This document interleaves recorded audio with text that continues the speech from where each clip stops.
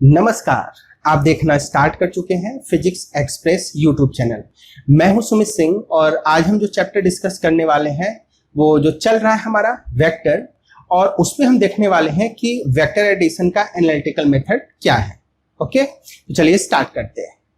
तो बात करें एनालिटिकल मेथड की, तो देख लेते हैं कि इससे पहले जो हमने सीखा था वेक्टर को ऐड करना, उसमें क्या प्रॉब्लम थी। तो देखें, मान लेते हैं हम ट्रायंगल लॉ से दो वेक्टर को ऐड करते हैं। मान लिया मेरे पास एक वेक्टर है ए वेक्टर और एक वेक्टर है बी वेक्टर। अगर इनके बीच का एंगल राइट एंगल है 90 डिग्री है, तो हम बड़े आराम से ट्रायंगल लॉ का यूज करके इनका रिजल्टेंट बता दिया करते थे। अगर आपका ये कॉन्सेप्ट क्लियर नहीं है तो पीछे जो लेक्चर नंबर 4 है वो आप देख लीजिए, उसमें हमने बात करी हुई है कि ग्राफिकल मेथड का यूज करके कैसे हम वेक्टर को ऐड करते हैं। तो अगर आप वो देखें तो आपको समझ में आएगा, या आप अगर जानते हो तो आपको ये समझ में आएगा कि यहाँ से रिजल्टेंट के बारे में बात करना बड़ा आसान इसलिए हो जाता है क्योंकि आपके सामने जो ट्रायंगल दिख रहा है वो कौन सा ट्रायंगल है, राइट एंगल ट्रायंगल। लेकिन तब क्या हो जब हमारे लिए ट्रायंगल राइट एंगल ना हो। जैसे मान लिया मेरे पास एक वेक्टर है ए वेक्टर, दूसरा वेक्टर है बी वेक्टर, और ये जो एंगल आप देख रहे हैं ये एंगल ये अदर देन 90 डिग्री है। और उस केस में अगर मैं रिजल्टेंट की बात करूं, तो रिजल्टेंट के मैग्नीट्यूड के बारे में या डायरेक्शन के बारे में बात करना उतना आसान अब नहीं रह जाएगा, क्योंकि यहाँ पे जो ट्रायंगल आपके सामने बनता हुआ दिख रहा है वो एक राइट एंगल ट्रायंगल नहीं है। अब क्या करें, इसी टाइप के कॉन्सेप्ट को या इसी टाइप के कंडीशन को सॉल्व करने के लिए हमारे लिए आता है एनालिटिकल मेथड। तो एनालिटिकल मेथड में हम क्या करेंगे, चाहे हमारे लिए triangle other than right angle triangle बने या राइट एंगल ट्रायंगल बने, दोनों के लिए ही हम एक जनरल फॉर्मूला यहाँ पे देख लेते हैं, जनरल फॉर्मूला डिराइव कर लेते हैं, और यही जनरल फॉर्मूला हर केस में हमारे लिए काम आएगा। और इसी मेथड को जिसमें हम फॉर्मूला डिराइव करेंगे उसी को हम क्या कहते हैं, एनालिटिकल मेथड। तो एनालिटिकल मेथड में हम क्या करने वाले हैं, एनालिटिकल मेथड में हम वेक्टर का फॉर्मूला जो दो वेक्टर के एडिशन के बारे में बात करेगा उसको डिराइव करने वाले हैं, उसको सॉल्व करने वाले हैं। और यहां पे हम देखने वाले हैं कि कोई भी हमारे सामने ट्रायंगल हो, चाहे राइट एंगल हो चाहे ना हो, हर केस में हम कभी भी दो वेक्टर को अगर ऐड करना हो तो ऐड कर पाएंगे। तो दो वेक्टर को ऐड करने के लिए एनालिटिकल मेथड की अगर हम बात करें तो हमको क्या क्या मालूम होना चाहिए वो जरा ध्यान से देख लें। अगर मान लिया आपके पास दो वेक्टर हैं, मान लेते हैं एक वेक्टर है पी वेक्टर, दूसरा वेक्टर है क्यू वेक्टर, आपके पास दो वेक्टर हैं। और अगर दो वेक्टर को ऐड करने के लिए कहा जाए तो हमारे लिए एनालिटिकल मेथड में हमको तीन इंफॉर्मेशन चाहिए। जरा देखिए क्या चाहिए। अगर हमसे बोला गया दो वेक्टर को ऐड करके रिजल्टेंट बता दो, तो हमको तीन बातें क्या क्या चाहिए। पहले तो वेक्टर P का हमको मैग्नीट्यूड चाहिए, यानी P हमको मालूम हो। वेक्टर Q का हमको मैग्नीट्यूड चाहिए, ये वेक्टर Q का मैग्नीट्यूड आपको मालूम हो। तीसरा और सबसे इंपॉर्टेंट, वेक्टर P और वेक्टर Q इन दोनों के बीच का आपको एंगल चाहिए, यानी theta, that is angle between vector P and vector Q। अगर आपको ये तीन बातें मालूम हो तो हम एनालिटिकल मेथड को अप्लाई करके इन दो वेक्टर को हम बड़े आराम से ऐड कर पाएंगे, और इनसे मिलने वाला जो रिजल्टेंट है उसका मैग्नीट्यूड भी बड़े आराम से बता पाएंगे और उसका बड़े आराम से हम डायरेक्शन भी बता पाएंगे। तो यहाँ पे ध्यान दीजिएगा, जिन दो वेक्टर को ऐड करना है उन दोनों ही वेक्टर का आपको मैग्नीट्यूड मालूम होना चाहिए, और साथ साथ उन दोनों ही वेक्टर्स के बीच का आपको एंगल भी मालूम होना चाहिए। अच्छा, एक बात यहाँ पे बहुत ही इंपॉर्टेंट है, अभी आप यहाँ पे बात कर रहे हैं कि आपको एनालिटिकल मेथड में दो वेक्टर को ऐड करना है, तो हमने भी बात करी कि उनके बीच में अगर आपको एंगल मालूम होगा तभी दो वेक्टर को ऐड कर पाएंगे। यही सारा कॉन्सेप्ट आगे भी आप कैरी आउट होता हुआ देखेंगे, यानी अगर दो वेक्टर को आपको सबस्ट्रैक्ट करना होगा तो भी पाएंगे कि तभी आप ये कर पाएंगे, तभी दो वेक्टर को आप सबस्ट्रैक्ट कर पाएंगे जब उन दोनों वेक्टर के बीच का एंगल थीटा आपको मालूम हो। ऐसे अगर दो वेक्टर को मल्टीप्लाई करना है तो ये तभी कर पाएंगे जब दोनों वेक्टर्स के बीच में आपको एंगल मालूम हो। तो आप चाहे मल्टीप्लाई करें, चाहे सबस्ट्रैक्ट करें, चाहे ऐड करें, दो वेक्टर के बीच का एंगल जो थीटा है वो आपको हमेशा मालूम होना चाहिए।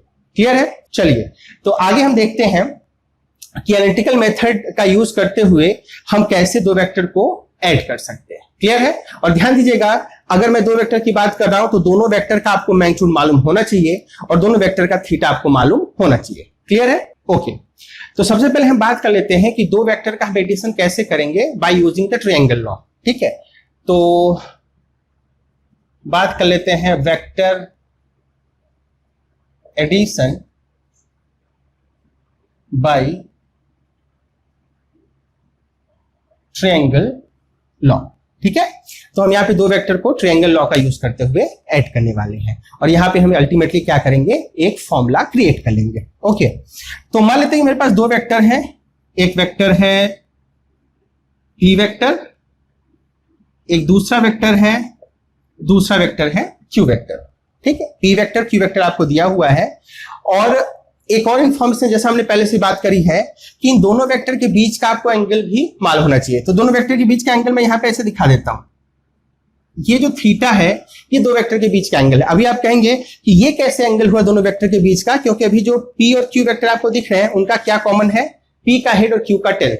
जबकि एंगल क्या होता है, या तो दोनों वेक्टर का हेड कॉमन हो या दोनों वेक्टर का टेल कॉमन हो, उस कंडीशन के भीतर जो छोटा वाला एंगल होता है। चलिए उसको देख लेते हैं। देखिए अगर मैं q वेक्टर को खुद के पहले शिफ्ट करके यहां पे लाऊं तो देखेंगे p वेक्टर और q वेक्टर का टेल कॉमन होगा और अगर यहाँ पे टेल कॉमन है तो यही है छोटा एंगल, क्योंकि जो दूसरा वाला बड़ा एंगल है वो ये वाला है। तो छोटा वाला एंगल ये है और इसी को हम कहेंगे दोनों वेक्टर p और q के बीच का एंगल। और आप जरा ध्यान से देखें, ये लाइन और ये लाइन एक दूसरे के पैरेलल है क्योंकि हमने q को पैरेलल शिफ्ट किया है, एक सिंगल लाइन इसको कट कर रही है, तो ये एंगल और ये एंगल सेम होगा। इसका मतलब ये हुआ कि जो ये एंगल है जो कि p और q के बीच का एंगल है, वही एंगल थीटा मैंने यहाँ पे रिप्रेजेंट किया, जो कि सही किया।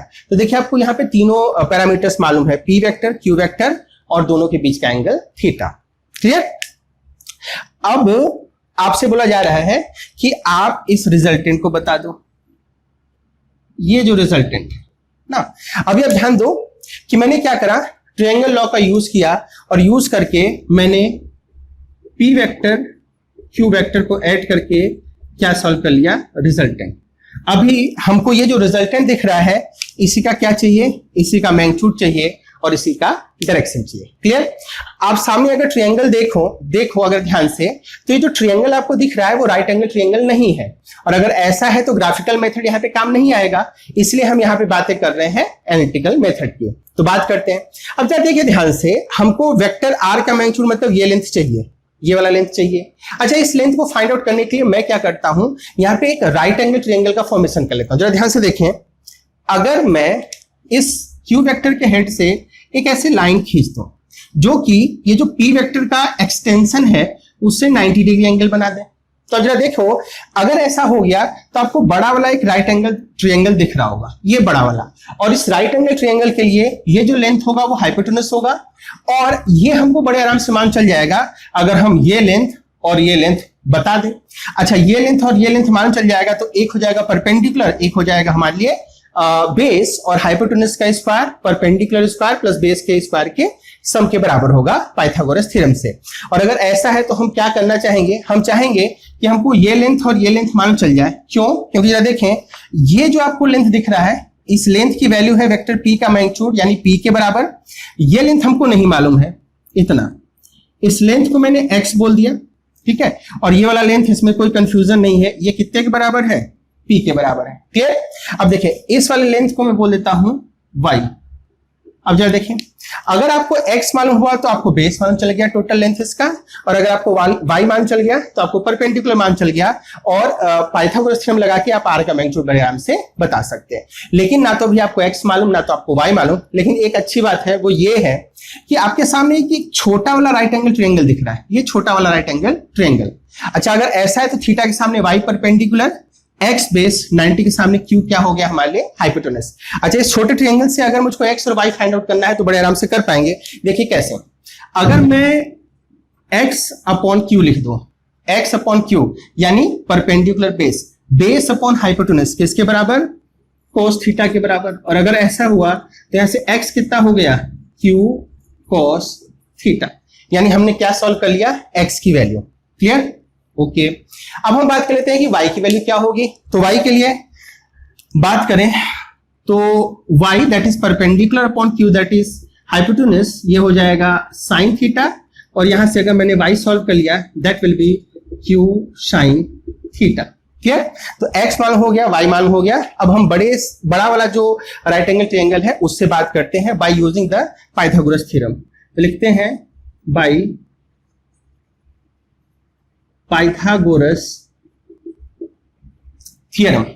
ये लेंथ का स्क्वायर क्योंकि हाइपोटेनस है, दैट इज आर स्क्वायर, किसके बराबर होगा, परपेंडिकुलर का square, that is Y square, plus this base का square, that is p plus X, p plus X, p plus X, ये हो गया बेस और इसका क्या कर दिया हमने, स्क्वायर।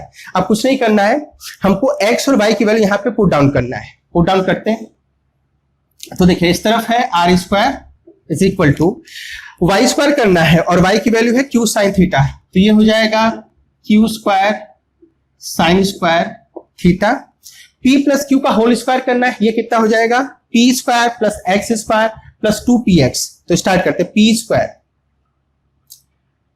लिख दिया, एक्स स्क्वायर, देखिएगा ध्यान से, x की वैल्यू है q cos थीटा, तो इसका स्क्वायर करेंगे q square cos square theta. Clear.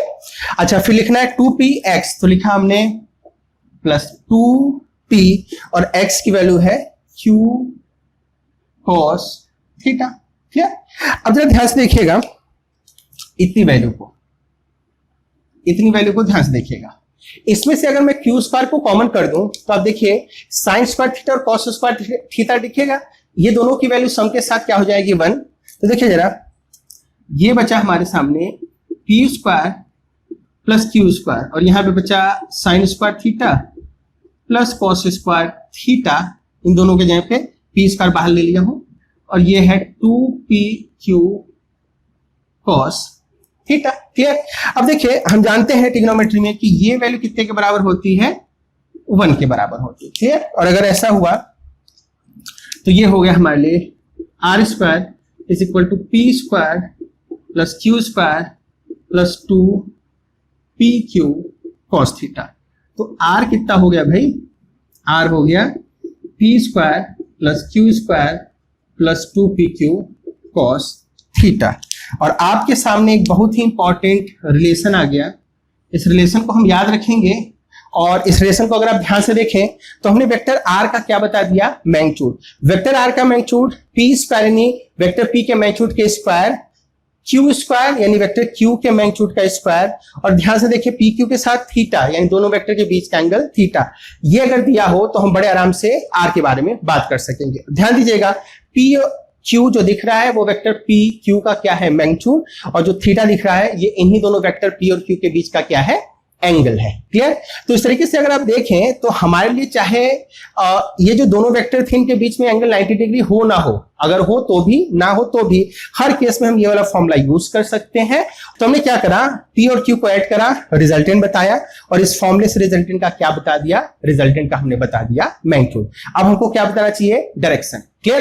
तो अब मैं क्या करता हूं, इस वाले बॉक्स को हटाता हूं क्योंकि मुझको फिर से कैलकुलेशन करना पड़ेगा, और मैं क्या करता हूं, मैं एंगल निकालने के लिए कुछ पोर्शन को हटाता हूं और फिर बात करते हैं कि एंगल कैसे निकालें। एंगल मतलब मैं एंगल का यूज करके वेक्टर आर का क्या बताने वाला हूं, डायरेक्शन। देखिए जरा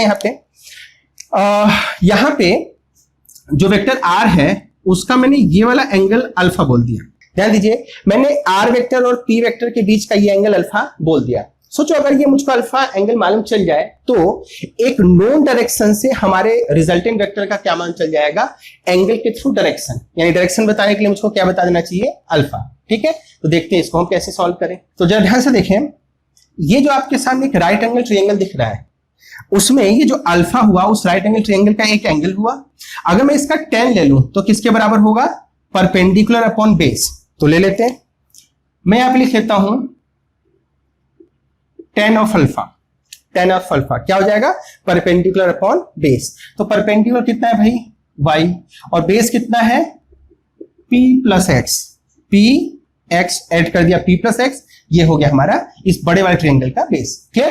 तो ये वैल्यू हमने लिख ली। बस आपको क्या करना है, बस आपको यहाँ पे फॉर्मूला जो है उसमें y और x इसकी वैल्यू लिख देनी है और आपके लिए फॉर्मूला क्रिएट हो जाएगा। ठीक है।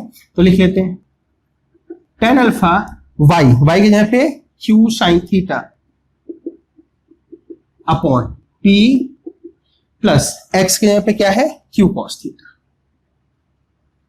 ठीक है। आप देखिए आपकी वैल्यू आ गई। जरा देखिए राइट साइड में q आपको मालूम है, थीटा मालूम तो उसका साइन कॉस मालूम है, ये tan अल्फा आपको मालूम चल गया। इसका मतलब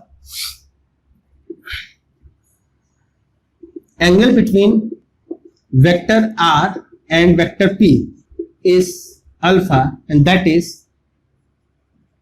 tan इनवर्स, tan हो जाएगा तो इनवर्स में बदल जाएगा, that will be q sin theta upon p plus q cos theta.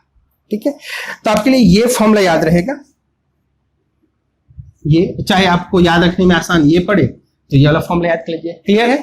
तो इस तरीके से हम बड़े आराम से अगर P Q यानी दो वेक्टर P और Q का मैग्नीट्यूड दिया हो और उनके बीच का एंगल थीटा दिया हो तो इन दोनों के एडिशन का जो रिजल्ट होगा उसका बड़े आराम से मैग्नीट्यूड बता पाएंगे जो आपने देखा, और बड़े आराम से एंगल का यूज करके उस वेक्टर R का क्या बता पाएंगे, डायरेक्शन। क्लियर?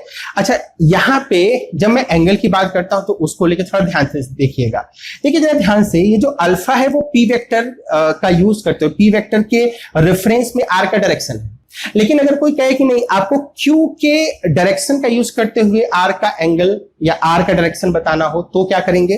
तो देखिए डियर, यहां पे फिर से हमको कुछ कैलकुलेशन नहीं करना है, उसके लिए मैं बस तरीका बता देता हूं। देखिए इन दोनों का इस समय यानी R और Q का यहां पे क्या कॉमन है, इसको मैं कह लेता हूं बीटा ना। अच्छा, जब मैं बीटा कहता हूं जरा देखिए कैसे मैं फॉर्मूला लिखूंगा, क्योंकि अभी मुझको tan बीटा लिखना पड़ेगा। उसको जरा ध्यान से देखें, जब मैंने tan अल्फा लिखा, मैंने वैसे तो इसको सॉल्व किया, लेकिन जब मैंने फॉर्मूला बना लिया तो जरा देखें tan अल्फा में अल्फा जो है वो P से एंगल था ना R का, तो देखिए स्टार्ट कहां से हुआ, Q से ना।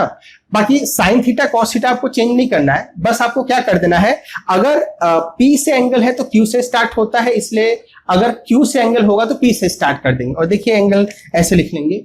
अगर मुझको tan बीटा बताना हो तो देखिए बीटा किससे है, Q से, तो हम P से स्टार्ट करेंगे, P sine theta upon Q plus P cos theta.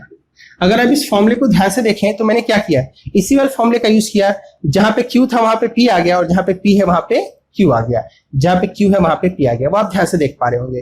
तो आपको बस ये देखना है कि अगर एंगल P से है तो आप कहां से स्टार्ट करते हैं, उल्टे Q से, Q साइन थीटा अपन P plus Q cos theta. पर अगर एंगल आपको Q से बताना है तो कहां से स्टार्ट किया, P से, P साइन थीटा अपन Q plus P cos theta. और ध्यान से देखिएगा साइन थीटा कॉस थीटा का प्लेस जैसा पहले फॉर्मूले में था वैसा ही बाद में है, वो चेंज नहीं होगा, यानी साइन थीटा हमेशा ऊपर होगा और कॉस थीटा हमेशा नीचे होगा। क्लियर? तो आपके पास रिजल्टेंट के मैग्नीट्यूड का फॉर्मूला पहला वाला और डायरेक्शन का फॉर्मूला ये वाला याद रख लिया। और ध्यान से देखें, अगर दूसरे वेक्टर से एंगल पूछे तो कैसे हमने लिखा है वो हमने देख लिया, याद रख लिया। और अगर ऐसा है तो हम बड़े आराम से इन दो फॉर्मूले का यूज करके दो वेक्टर के रिजल्टेंट का मैग्नीट्यूड भी बड़े आराम से बता सकते हैं और डायरेक्शन भी बड़े आराम से बता सकते हैं। क्लियर? तो अगर आपको ये फॉर्मूला समझ में आ गया है तो हम आगे कुछ न्यूमेरिकल प्रॉब्लम लेते हैं और देखते हैं कि ये कॉन्सेप्ट जो अभी हमने सीखा, यानी जो एनालिटिकल मेथड सीखा, वो प्रॉब्लम में कैसे बिहेव करता है, कैसे एक्ट करता है। तो क्वेश्चन ये बोला गया है, two forces 10 newton and 15 newton are acting at a point at an angle of 45 degree with each other, find out the magnitude and the direction of their resultant force. ठीक है, तो अब देखिए दो वेक्टर है, मान लिया दोनों वेक्टर, चूंकि फोर्स है तो मैं फोर्सेस बोल लेता हूं, F1 उसका मैग्नीट्यूड आपको दिया हुआ कितना, 10 न्यूटन, F2 वेक्टर उसका मैग्नीट्यूड आपको कितना दिया हुआ है, 15 न्यूटन। और इन दोनों के बीच का एंगल क्या दिया हुआ है, angle between F1 vector and F2 vector is 45 degree. आपसे क्या पूछा है, आपसे पूछा है अगर resultant R F1 vector plus F2 vector है तो R कितना होगा, एंड देन फिर क्या पूछा है, डायरेक्शन क्या होगा, यानी हमसे एंगल पूछ लिया है, क्योंकि एंगल का यूज करके हम डायरेक्शन बता सकते हैं। क्लियर? तो देखिए आपको सब कुछ दिया हुआ है, सीधे फॉर्मूला यूज कर लेते हैं। तो फॉर्मूला यूज करो तो R क्या हो जाएगा, देखिए ये P के जगह पे आ गया, ये Q के जगह पे आ गया, तो हम फॉर्मूला लिख लेते हैं, F1 square P square Q square F2 square plus 2 P1 P2 cos theta. सही, वैल्यू लिख लेते हैं। F1 कितना है 10, 10 का स्क्वायर, F2 कितना है 15, 15 का square, 2 into 10 into 15 into cos, angle दोनों के बीच में कितना दिया है 45, तो थीटा कितना हुआ 45 डिग्री। आ गया आपका आंसर। अब इसको सिंप्लीफाई कर लेते हैं, तो 10 का स्क्वायर 100, 15 का स्क्वायर 2 to 5, इसका कितना 150 इंटू 2 300, cos 45 की वैल्यू कितना 1/√2, ये हुआ। अब इसको सिंप्लीफाई कर लीजिए, इसको अगर मैं सिंप्लीफाई करूं तो कितना आ जाएगा भाई, ये आ जाएगा हमारे लिए 325 प्लस 300/√2, नहीं इतनी वैल्यू। अब या तो आप इसको सिंप्लीफाई कर लीजिए या तो मैं यहीं तक छोड़ देता हूं क्योंकि कोई ऑप्शन तो मैच करना नहीं है। तो मान लेता हूं कि ये सिंप्लीफाइड फॉर्म में है और हमारे लिए रिजल्टेंट का मैग्नीट्यूड सॉल्व हो गया। क्लियर? अब हमसे क्या पूछा है कि आप डायरेक्शन बताओ, तो डायरेक्शन की बात कर लेते हैं। ठीक है, तो डायरेक्शन के लिए मैं क्या करता हूं, मैं इतना हटा लेता हूं, यहीं पे डायरेक्शन सॉल्व कर लेता हूं। ठीक है, तो यहां पे देखें, मान लेता हूं कि ये हमारे लिए जो वेक्टर है 10 F1 वाला, ये F2 वाला वेक्टर है दैट इज 15, और उनके बीच में 45 डिग्री, यही तो है रिजल्टेंट। ठीक है, ये रिजल्टेंट जिसका मैग्नीट्यूड आपने बता दिया।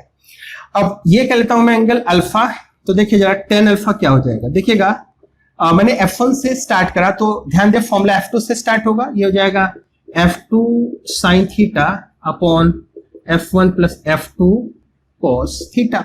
वैल्यू रख लेते हैं, F2 कितना है 15 sin 45 डिग्री ना, F1 की बात करें that is 10 plus F2 that is 15 cos 45। ठीक है, अब इसको सिंप्लीफाई कर लेते हैं, तो सिंप्लीफाई करते हैं और sin 45 1/√2, तो ये कितना हुआ 15/√2। अब नीचे देखते हैं 10 प्लस 15 cos 45, तो कितना हो जाएगा 15 cos 45 1/√2, नहीं अच्छा मैं इनको कॉमन कर लेता हूं √2 को, तो देखिए ये हो जाएगा 15/10√2 प्लस 15, तो √2 कैंसिल हो गया, और इसको और सिंप्लीफाई करें तो आप चाहें तो 5 से कैंसिल कर सकते हैं, 3 2 प्लस 3 ना, तो आप लिख सकते हैं alpha will be 10 inverse 3/2√2 plus 3। ठीक है, ये आ गया हमारा डायरेक्शन। क्लियर? ओके, चलिए बढ़ते हैं अगले क्वेश्चन की तरफ। 2 फोर्सेस ईच ऑफ F, तो 2 फोर्स दिया हुआ है, दोनों के दोनों क्या है F मैग्नीट्यूड के बराबर है। Act as shown in figure, their resultant is, तो देखिए फिगर आपको कैसा दिया हुआ है, एक फोर्स आपको ऐसे दिया हुआ है, ठीक है, और एक फोर्स आपको ऐसे दिया हुआ है। इन दोनों को ही बोला है कि इनका मैग्नीट्यूड सेम है, F के इक्वल है, और ये वाला एंगल दिया हुआ है 60 ना। और ऑप्शन देखें तो ऑप्शन F के टर्म में कई सारे आंसर दिए हुए हैं, 4 ऑप्शन।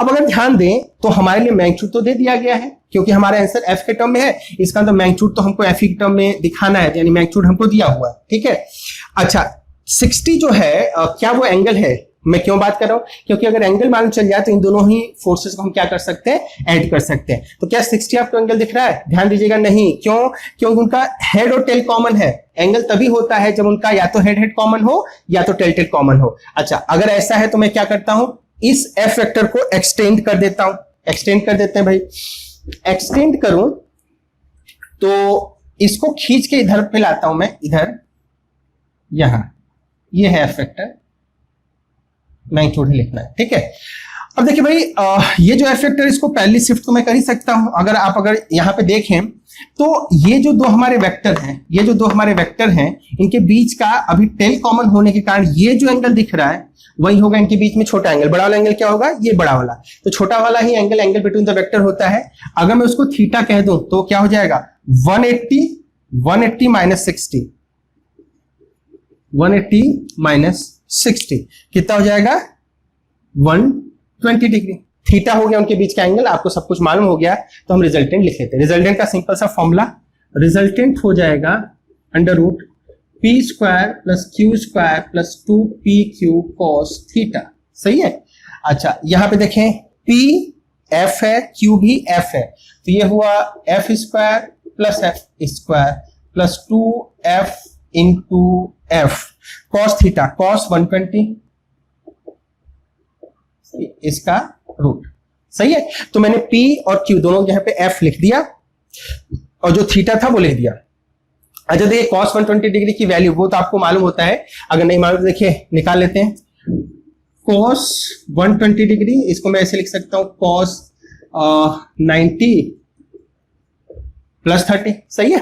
अच्छा 90 होने के कारण कॉस हो जाएगा साइन, तो साइन ये छोटे वाले का 30, 90 + 30 सेकेंड क्वाड्रेंट में कॉस क्या हो जाता है, नेगेटिव। साइन 30 की वैल्यू क्या होती है हमारे लिए, -1/2, नेगेटिव लगा दिया तो -1/2। इसका मतलब ये हुआ कि cos 120 जो है यहाँ पे वैल्यू कितना लिखना पड़ेगा, -1/2। अब सोचो अगर मैंने यहाँ पे -1/2 लिखा तो देखिए जरा, एक तो 2 से 2 चला जाएगा और एक ये वाला माइनस यहाँ पे आ जाएगा, नहीं तो अब देखिए कितना बचा, ये हमारे लिए बचा f² + f², यहाँ पे -2 कैंसिल हुआ है, बाकी f², तो ये कैंसिल, रूट आ गया f, तो रिजल्टेंट क्या हो गया भाई, f के इक्वल, नहीं।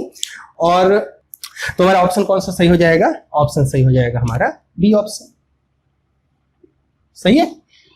चलो अगर कोई प्रॉब्लम तो आप कमेंट में मुझको बताइए, और हाँ जो हमारा टेलीग्राम चैनल है उसमें आप जाइएगा, लिंक नीचे डिस्क्रिप्शन में है, या आप चाहे तो सर्च बार में जो टेलीग्राम का है उस पर फिजिक्स एक्सप्रेस सर्च कर लीजिएगा, ज्वाइन कर लीजिएगा, वहां पे नीचे आपको डिस्कशन टैब दिख जाएगा, वहां पे आप सीधे अपने क्वेश्चन मुझसे डायरेक्टली पूछ सकते हैं, ठीक है। चलो आगे बढ़ते हैं और बात करते हैं अगले प्रॉब्लम की। 2 forces of equal magnitude are acting at a point, ठीक है, तो 2 फोर्सेस हैं इक्वल मैग्नीट्यूड के हैं और एक ही पॉइंट पे एक्ट कर रहे हैं। The magnitude of their resultant is equal to the magnitude of the either, ये जो 2 फोर्सेस हैं चूंकि दोनों सेम है तो कहता है जो रिजल्टेंट है उनमें से किसी भी एक के बराबर है, अब चूंकि दोनों सेम है तो एक के बराबर हम दिखा देंगे। Find out the angle between the force vectors, तो जो फोर्स वेक्टर्स हैं उनके बीच का आपको एंगल क्या करना है, बताना है, ठीक है, बताते हैं। देखें तो हमसे क्या बोला गया है कि भाई 2 वेक्टर हैं, मैंने मैग्नीट्यूड चूंकि दोनों का सेम है तो दोनों को हमने P बोल दिया, ठीक है। अब बोलते कि इनके बीच जो थीटा होता है वो क्या होगा, वो हमको बताओ, और बोला ये गया है कि जो रिजल्टेंट है उसका जो मैग्नीट्यूड है वो इन दोनों में से किसी एक वेक्टर के बराबर है, ठीक है। अब सोचो हमको मैग्नीट्यूड तो दिया हुआ है, अच्छा जो रिजल्टेंट आपको दिया है उसका भी मैग्नीट्यूड दिया है और इसी के टर्म में दिया है, यानी अगर आप ध्यान दो, अगर मैं रिजल्टेंट के मैग्नीट्यूड का फॉर्मूला यूज करूं तो आपको हर जगह पे P दिखेगा सिवाय एंगल के कॉस के, और एक ही अननोन होगा वो हमारे लिए सॉल्व हो जाएगा। इसका मतलब हमने समझ लिया कि हमको क्या यूज करना चाहिए, रिजल्टेंट का जो फॉर्मूला होता है, रिजल्टेंट के मैग्नीट्यूड का जो फॉर्मूला होता है उसको यूज करना चाहिए। तो यूज करते हैं रिजल्टेंट के मैग्नीट्यूड का formula, P² + Q² + 2PQ cos theta, ठीक है। इसको लिख लेते हैं PQ, भाई P भी P है, Q भी सेम है, तो P हुआ 2P × P, Q भी P ही है क्योंकि दोनों सेम है, तो 2P² cos थीटा, इसका ये किसके इक्वल हो जाएगा, R के, उसका मैग्नीट्यूड कितना दिया हुआ है P। अच्छा मैं क्या कर लेता हूं, दोनों तरफ इसको R कर लेता हूं, तो इधर P², अब इधर देखें इसको ऐड कर दिया तो 2P² + 2P² cos थीटा। अब मैं क्या करता हूं, इधर से P² कॉमन कर लेता हूं और 2 भी कॉमन कर लेता हूं, तो 1 + cos theta is equal to P² गया, इधर आ गया 1/2, 1 + cos थीटा, तो भाई cos थीटा कितने के बराबर हुआ, ये उधर जाके माइनस हो जाएगा, तो -1/2, और अभी अभी हमने निकाला इस केस में थीटा कितना हो जाएगा भाई 120 डिग्री। जस्ट पिछले क्वेश्चन में हमने cos थीटा की वैल्यू -1/2 होता है, उसके लिए थीटा 120 रख के देखा था, तो cos 120 डिग्री की वैल्यू क्या होती है, -1/2। क्लियर, इसका मतलब ये हुआ कि जो दोनों फोर्सेस होंगे उनके बीच का एंगल क्या हो जाएगा हमारे लिए 120 डिग्री। ओके चलते हैं अगले क्वेश्चन की तरफ। ओके तो अगला क्वेश्चन देखते हैं, दिया हुआ है if vector A is equal to vector B + vector C and magnitude of ABC are 5, 4 and 3, A दिया हुआ है 5, B दिया हुआ है 4, C दिया हुआ है 3, okay okay unit respectively the angle between vector A and vector B, तो A और B के बीच का आपको एंगल पूछा जा रहा है। देखें A और B तो देखिए जरा A एक्चुअली B और C जो है उसका रिजल्टेंट ही A है, तो ये है, ये रिजल्टेंट है, और आपसे पूछा गया है इन दोनों वेक्टर के बीच का एंगल क्या होगा, ठीक है।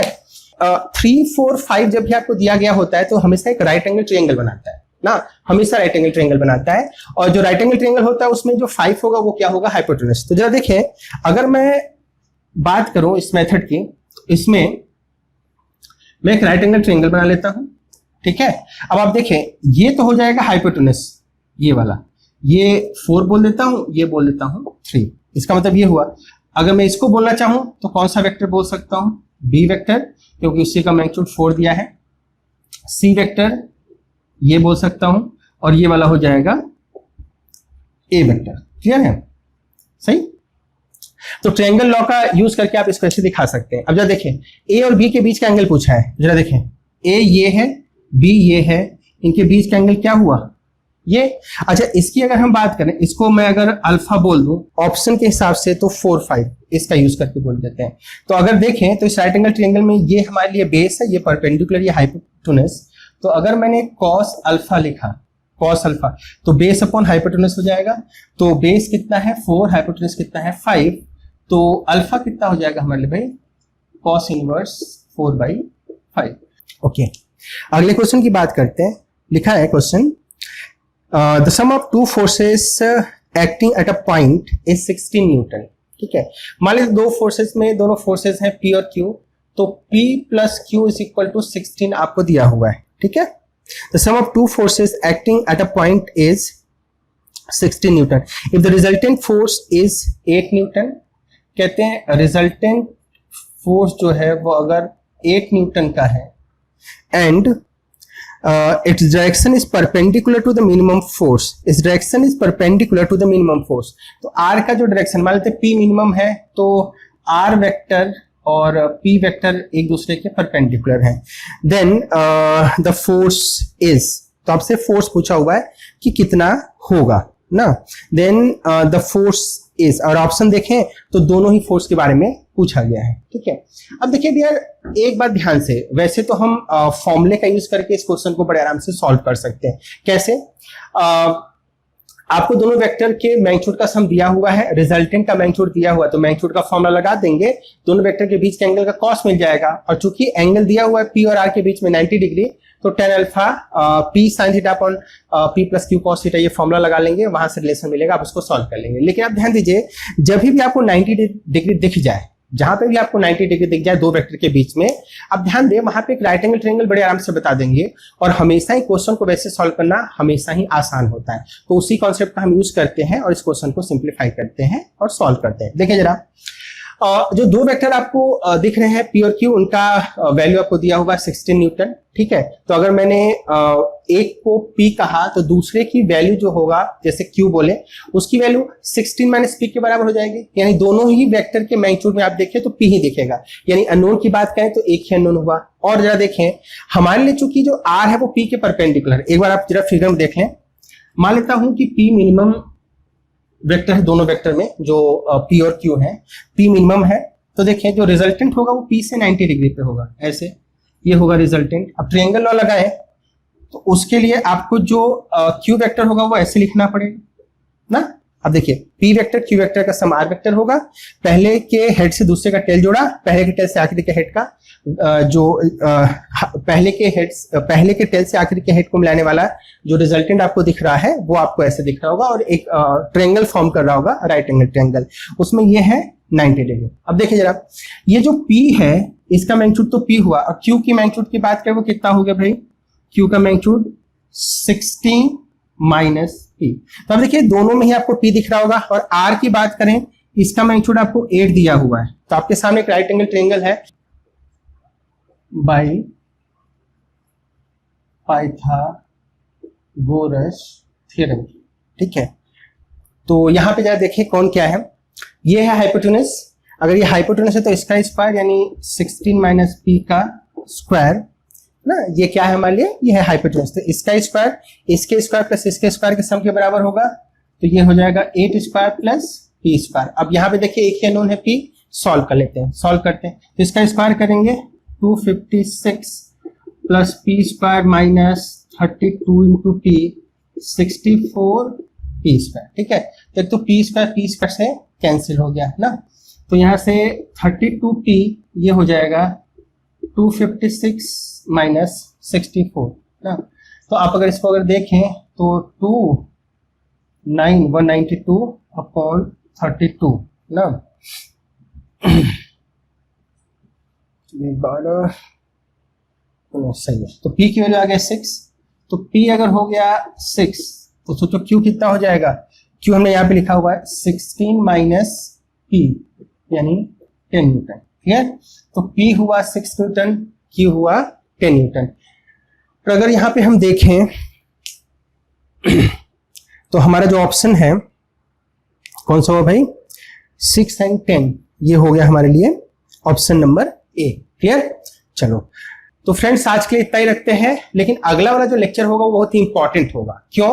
क्योंकि हमने क्या करा है, एनालिटिकल मेथड का यूज करके दो वेक्टर के रिजल्टेंट का जो मैग्नीट्यूड हमने देखा है और जो डायरेक्शन देखा है उसका यूज करके हम कई सारी प्रॉपर्टीज की बात करते हैं और उसके ऊपर कई सारे उसके कॉन्सेप्ट के ऊपर कई सारे बेस्ड न्यूमेरिकल प्रॉब्लम भी आए हैं और पूछे जाते हैं। ठीक है, तो वो बहुत ही इंपॉर्टेंट होगा। तो अगर आपने इस लेक्चर को देखा है तो अगले वाले लेक्चर को जरूर देखिएगा।